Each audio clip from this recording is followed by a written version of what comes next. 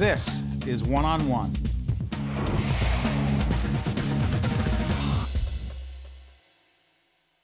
Recently, my colleague Joanna Gagis went on the road to take a look at how hospitals are helping patients transition from hospital setting back into their home. Let's take a look at Joanna's report.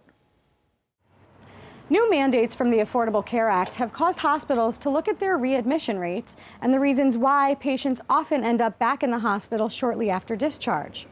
So how can hospitals better help their patients transition from the acute care setting back into their homes and better understand their healthcare challenges in the process? Today, we look at the Transitions in Care program at Virtua, which has addressed this question with a unique set of solutions that's earned it the New Jersey Hospital Association's 2015 Excellence in Quality Improvement Award.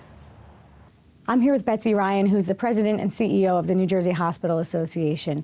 Betsy, how do you work with hospitals to help them better improve the care that they provide to their communities? We've had a Quality Institute for about 10 years, and we convene our members and work together on quality improvement projects. We bring in experts in whatever field we're focused on, and we impart best practices. The caregivers take them back into their healthcare setting, hospital, post-acute care, and they apply them. Why is post-acute care the new direction of healthcare today? Well, I think the Affordable Care Act really made everyone in healthcare come together. We're focused on keeping patients well and out of the hospital, and post-acute care is a great partner to allow hospitals to do that and to provide care in other settings at a reduced cost to keep them out of the hospital setting.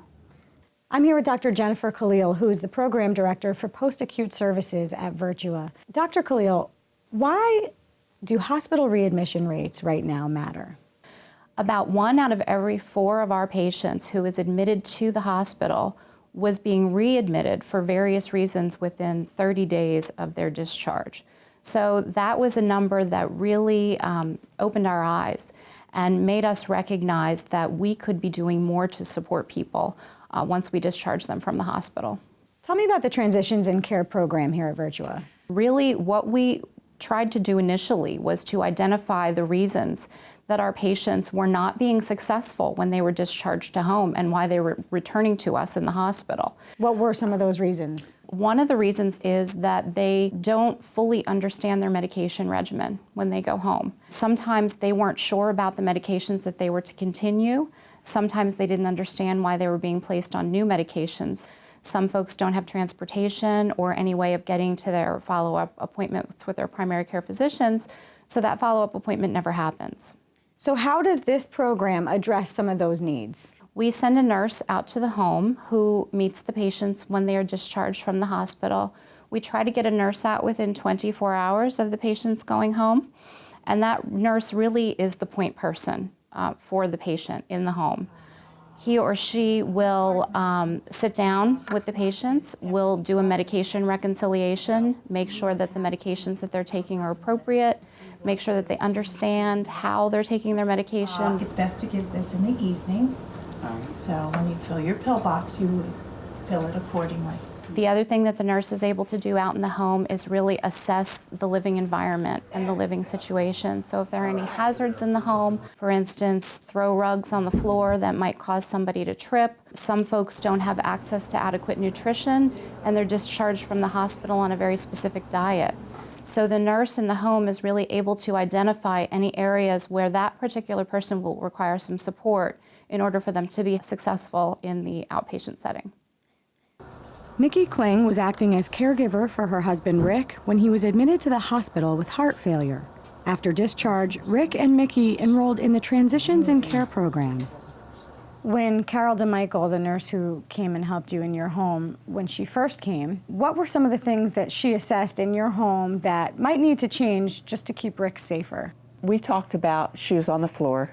He has a lovely habit of dropping things, and it's usually his shoes. So we did talk about that. We talked about grab bars in the bathroom for his safety, for getting in and out of the shower. How were the nurses able to help you monitor his health on a daily basis? We had to do daily weights and blood pressures, pulse oxygen levels, the things that were important that if they changed, they needed to be picked up immediately. The home nurses use a system called telehealth that provides daily remote access to the patient's medical information.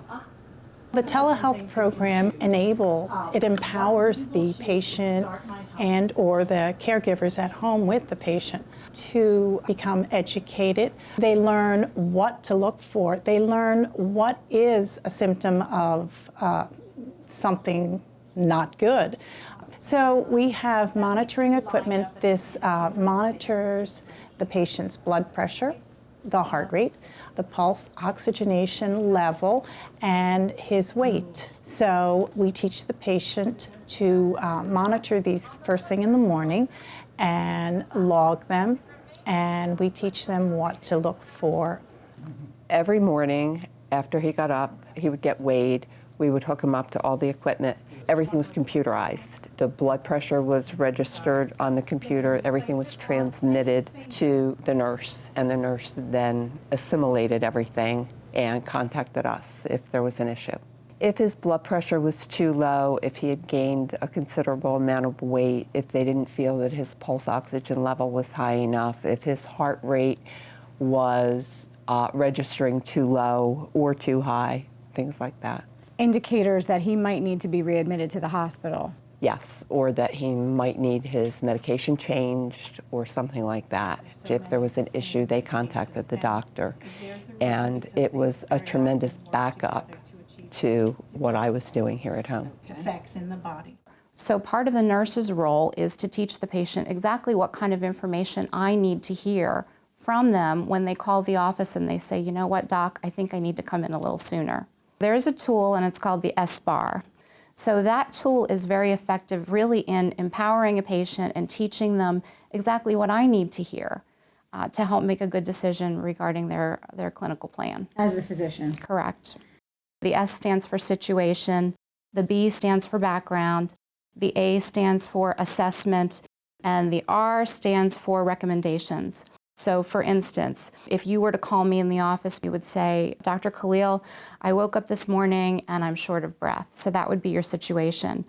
Background would be, I was just discharged from the hospital 5 days ago and my discharge diagnosis was congestive heart failure. So under the assessment piece, you would say something to me like, my blood pressure for the last 3 days was 120/60. This morning it's 150/80. And I'm 5 pounds heavier than I was yesterday. And then finally, the recommendation piece is what we want to know from the patient. I think I need to be seen today, or I think I should go to the emergency department. What's your recommendation?